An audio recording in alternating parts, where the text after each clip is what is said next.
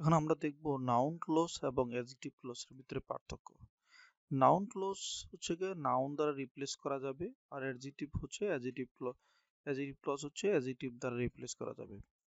এখন আমরা যদি বাক্য দিকে তাকাই, একটা বাক্য দেখছি আমরা, nobody knows the time when you will die.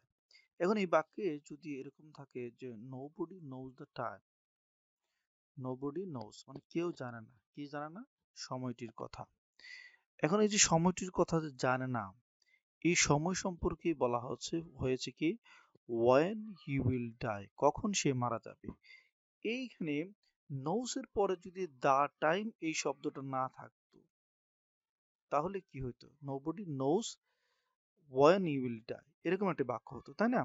তাহলে when হচ্ছে এটা ডব্লিউএইচ, যেটির পূর্বে এটা দেওয়া আছে অ্যান্টিসিডেন্ট বা টাইম সম্পর্কে বলা হচ্ছে। when যা সম্পর্কে বলা হচ্ছে the time একই সম্পর্কে বলা হচ্ছে।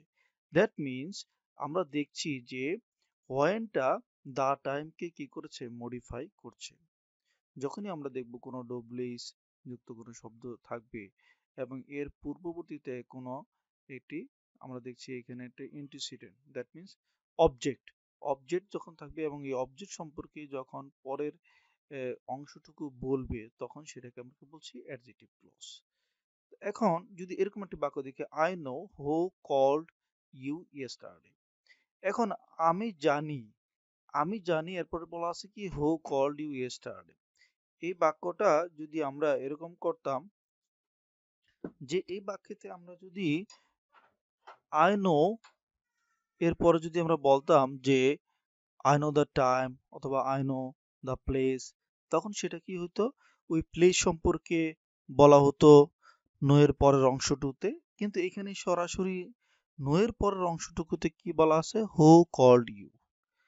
তাহলে এই হু আসলে কাকে মডিফাই করছে সেটা কিন্তু বলা যাচ্ছে না।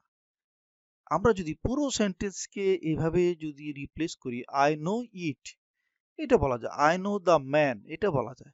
দ্যাট মিনস এইখানে আমরা এই এতগুলো সেন্টেন্সকে, হ্যাঁ, এই শব্দগুলিকে আমরা যদি একটি ওয়ার্ড দ্যাট ইজ নাউন দ্বারা যদি রিপ্লেস করি তাহলে কি হয়ে যাচ্ছে? এটা মনে হচ্ছে যে বাক্যটা ঠিক। দ্যাট মিনস এটা হচ্ছে নাউন ক্লজ।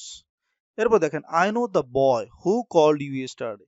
এখানে এই দা বয় রয়েছে, দা বয় সম্পর্কে বলা হচ্ছে হু কল্ড ইউ ইয়েস্টারডে।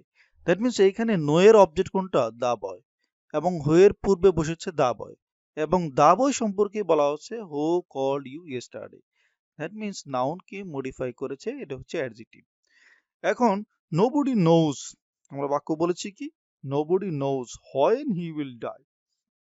আমরা প্রথম যে বাক্যটা দেখেছিলাম নোবডি নোজ দ্য টাইম, এই টাইম সম্পর্কে বলা হয়েছিল কি হোয়েন হি উইল ডাই, কিন্তু নোবডি নোজ এরপরে নোবডি কি জানে না, কি?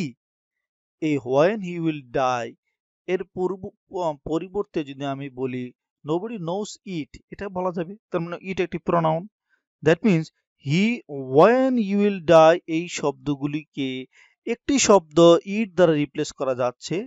দ্যাট মিনস এটা হচ্ছে নাউন ক্লজ। এখন আমরা দেখি I know where he lives. এখন এই বাক্যে দেখেন তো কি হচ্ছে বাক্যটা। আমরা যদি বলি যে আই নো ইট, এটা বললে পরে বাক্যটা কমপ্লিট হয়ে যাচ্ছে। তাহলে হোয়ার ই লিভস, এই বাক্যটুকু কাকে মডিফাই করেছে আমরা জানি না। দ্যাট মিনস এখানে আমরা ভার্বের পরে যদি একটি অবজেক্ট হিসেবে যদি এটা নাউন বা প্রনাউন বসাই দিই, I know the person, I know the man, I know it, তার মানে এই শব্দগুলিকে আমরা নাউন দ্বারা রিপ্লেস করতে পারছি। দ্যাট মিনস এটা হচ্ছে নাউন ক্লজ। এখন আরেকটি বাক্য দেখেন, এখানে আমরা লিখেছি কি, আমরা এখানে লিখেছি আরেকটি বাক্য, I know the place where he lives. এখন এই প্লেস এই শব্দটি থাকার কারণে, প্লেস শব্দটা থাকার কারণে ওয়ার হি লিভস দ্বারা কি বোঝাচ্ছে? এটা একটা অ্যাডজেক্টিভ ক্লজ। আশা রাখি বিষয়টা আপনাদের ক্লিয়ার হয়েছে। সবাইকে অসংখ্য ধন্যবাদ।